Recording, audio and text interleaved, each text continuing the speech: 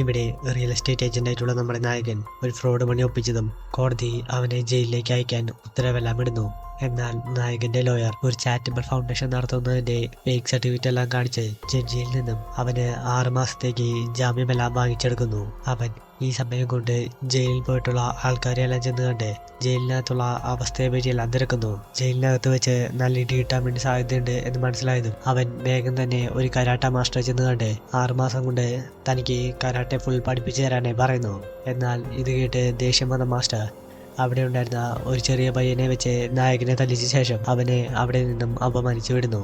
അങ്ങനെയിരിക്കെ ഒരു ദിവസം രാത്രി ഒരു പ്രായമായ വ്യക്തി തന്റെ കൈവച്ച് ചുമരെല്ലാം ഇടിച്ചു തകർക്കുന്നത് കൊണ്ട് അവൻ അയാളുടെ അടുത്ത് തന്നെ ഈ ട്രക്കെല്ലാം പഠിപ്പിച്ചു തരാനേ പറയുന്നു. അയാൾ നായകനെ അയാളുടെ വീട്ടിലേക്ക് കൂട്ടിക്കൊണ്ടുപോയ ശേഷം അവനോട് ഒരു വിരൽ വെച്ച് ഒരു ബോർഡെല്ലാം ഇടിച്ചു തകർക്കാനായി പറയുന്നു. ഇടിച്ച ഉടനെ നായകന്റെ വിരലൊടിഞ്ഞതും ആ വ്യക്തി തന്റെ കൈവച്ച് ആ വിരലെല്ലാം പഴയതുപോലെ ആക്കി കൊടുക്കുന്നു. അതിനുശേഷം അയാൾ നായകന് ട്രെയിനിങ്ങിന്റെ ഭാഗമായി ജീവനുള്ള പാമ്പും കുഞ്ഞിനെയും തേളിനെയും എല്ലാം കഴിക്കാൻ കൊടുത്ത ശേഷം അങ്ങനെ മാസങ്ങളിലെ പരിശ്രമത്തിനൊടുവിൽ നായകൻ തന്റെ ബോഡിയെല്ലാം ഫിറ്റാക്കിയെടുത്ത് വിരൽ വെച്ച് ഒരു ബോർഡെല്ലാം ഇടിച്ചു തകർക്കുന്നു. 6 മാസം കഴിഞ്ഞതും നായകൻ നേരെ ജയിലിനകത്തേക്ക് ചെന്ന ഉടനെ അവിടെ ഉണ്ടായിരുന്ന ഒരു പ്രായമായ വ്യക്തിയുടെ അടുത്ത് ഇവിടുത്തെ മെയിൻ ഗ്യാങ് ലീഡർ ആരാണെന്ന് തിരക്കുന്നു. ഗ്യാങ് ലീഡറെ പറ്റി മനസ്സിലാക്കിയതും നായകൻ നേരെ അയാളുടെ അടുത്ത് ചെന്ന് ഒരു ഫൈറ്റെല്ലാം നടത്തി എല്ലാവരുടെയും മുന്നിൽ വെച്ച് അയാളുടെ വിരലെല്ലാം മുടിച്ച് പിന്നീട് അവിടുത്തെ മെയിൻ ഗ്യാങ് ലീഡറായി മാറുന്നു.